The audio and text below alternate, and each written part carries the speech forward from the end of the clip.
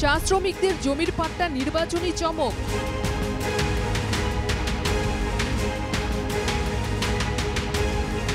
ফাইলেই বন্দী হয়ে থাকবে নতুন আইন। বাস্তবে জমির পাট্টা পাবেন না চা শ্রমিকরা। চা জনগোষ্ঠীর জমির অধিকার ইস্যুতে এক কাট্টা বিরোধীরা। প্রদেশ কংগ্রেস সভাপতি গৌরব গগৈ থেকে শুরু করে জাতীয় পরিষদ নেতা লুরিনজ্যোতি গগৈ একমত সবাই। যদি বাস্তৱভাৱে শ্ৰমিকসকলক ভূমি অধিকাৰ দিব বিচাৰে তো নিজৰ পৰিয়ালৰ বিভিন্ন কোম্পানী নামত বাগান লোৱাতকৈ ৰিজৰ্ট খোলাতকৈ এইখিনি কাম কৰিলেহেঁতেন আগতে। সেইকাৰণে মোৰ মনত এটা সন্দেহ যে তেওঁলোকে এইটো মাত্ৰ কাগজৰ কাৰণে এই আইনটো পাছ কৰিছে। যিজন নেতৃত্বই আজি মাত্ৰ বাগান কিনাত যোৱা 5টা বছৰ 7টা বছৰ ব্যস্ত হৈ থাকিলে তেওঁলোকে যে বাগান শ্ৰমিকসকলৰ চিন্তা কৰে মই নাভাবোঁ। এইবোৰ কাম এটা টোপ এটা দিয়াইছে। এজিয়া এই কামটো কৰাৰ লগে লগে মালিক পক্ষই আকৌ কেছ দিবৰ কাৰণে হিমন্ত বিশ্ব শৰ্মাই উৎসাহিত কৰিব, কাৰণ পইচাটো লয় নহয় তেওঁলোকৰ পৰা ইলেকশ্যন আহিলে। এতিয়া তেওঁলোকক কেছ দিয়াই দিব। যদিও বিধেয়কখন আনিছে কেছ দিয়াই পিনে আকৌ এইটো হেং কৰি ৰাখিব, মাতি নিদিয়ে আৰু। বিধেয়কখন এনেকৈ প্ৰতিবাৰে আনে, এনেকুৱা ধৰণৰ সিদ্ধান্ত এটা কেবিনেটত লয় বা এখন বিধেয়ক পাছ কৰে, কিন্তু কাৰ্যকৰী তেওঁলোকে নকৰে। কাৰ্যকৰী কৰাৰ ক্ষেত্ৰত লেকুনা লগাই থৈ দিব, নহ'লে মালিকসকলক লগাই পিনে কেছ এটা দিয়ে এইটো হেং কৰি ৰাখিব। গতিকে যিটো দায়িত্ব, যদিহে দায়িত্ব থাকিলে হ'লে যোৱা 10 বছৰে বিজেপি চৰকাৰ, যোৱা 10 বছৰ হিমন্ত বিশ্ব শৰ্মা 5 বছৰত বাগানৰ মানুহক, চাহ বাগিচাৰ মানুহক মাটি দি শেষ কৰিলে হ'লে, নাই দিয়া কিয়? এই লাষ্টৰ 3 মাহ কিয় লৈছে? ৰাজনীতিকৰণ। এইটো এটা টোপ দিব। ললিপপ বুলি কৈছে, ললিপপ বুজি পাইছে, বুজি পোৱাটো উচিত। যদিও আবার একই ইস্যুতে শাসক দল বিজেপি তথা মুখ্যমন্ত্রীর পাশেই কেন্দ্রীয় মন্ত্রী পবিত্র মার্গেরিটা বা সাংসদ কামাখ্যা প্রসাদ তাসা। চা জনগোষ্ঠীর জমির অধিকার সম্পর্কিত বিল নিয়ে কি বলছেন পবিত্র কামাখ্যারা শুনে নেওয়া যাক। এটা একটা ঐতিহাসিক সিদ্ধান্ত, যেটো আৰু ঐতিহাসিকে নৈতিকত বৰ শক্তিশালী সিদ্ধান্ত। চাহ বাগিচাৰ পৰা মাটি আনি পেলাই সেই মাটি চাহ শ্ৰমিকৰ হাতত গতাই দিয়াটো বৰ সহজ কথা নহয়। এইটো আচলতে বহুতৰ চিন্তাৰ বাহিৰত আছিলে, কিন্তু তেখেতে এইটো বিধানসভাতো আনিলে আৰু বিধানসভাতো পাছ কৰাই দিলে। মই ভাবোঁ বিধানসভাৰ সদস্যসকলকো মই ধন্যবাদ জনাম।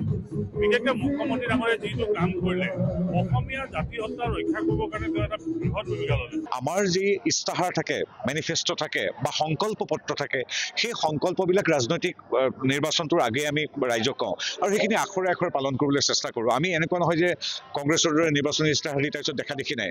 আমি ৰাইজৰ ওচৰত জবাব দি হ'ম, আমি জমা খৰচ দেখুৱাম, আমি কি কৰিলোঁ কি নাই কৰা।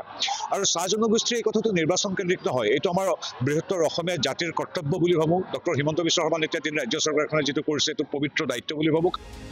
চা শ্রমিকদের জমির অধিকার নিশ্চিত করতে শুক্রবার নতুন বিল নিয়ে আসা হয় অসম বিধানসভায়।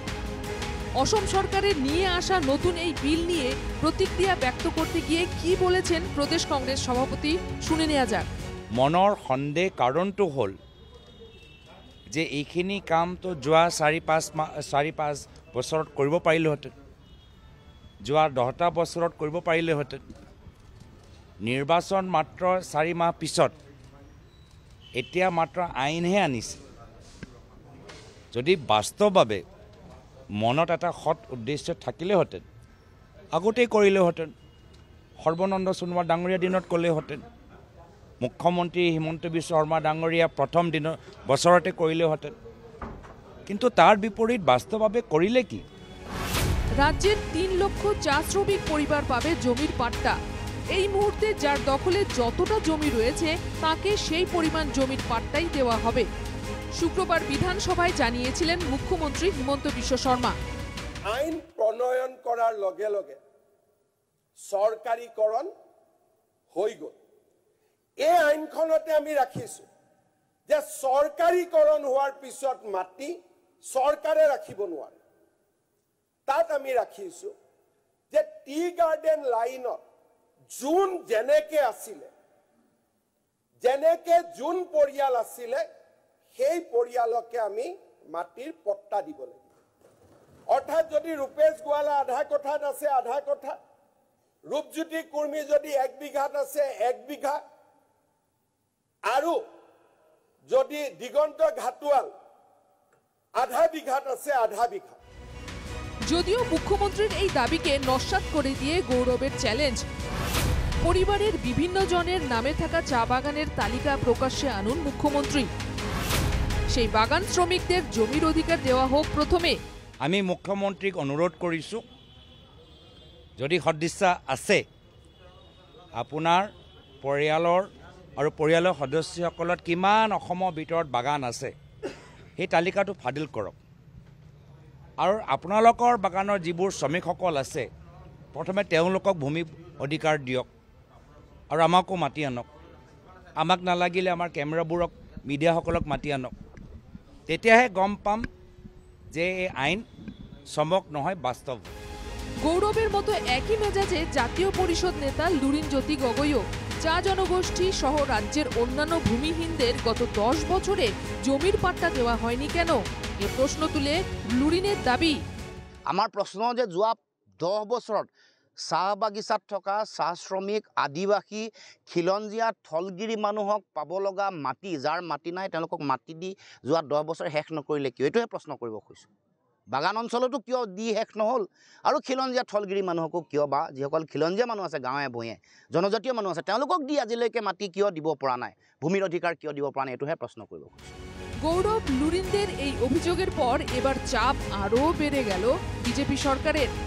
জমির অধিকার যে নেহাত নির্বাচনী চমক নয়, ভোটের আগে চা শ্রমিকদের হাতে জমির পাট্টা তুলে দিয়ে সেটা প্রমাণ করতে হবে হিমন্ত বিশ্ব সরকারকে।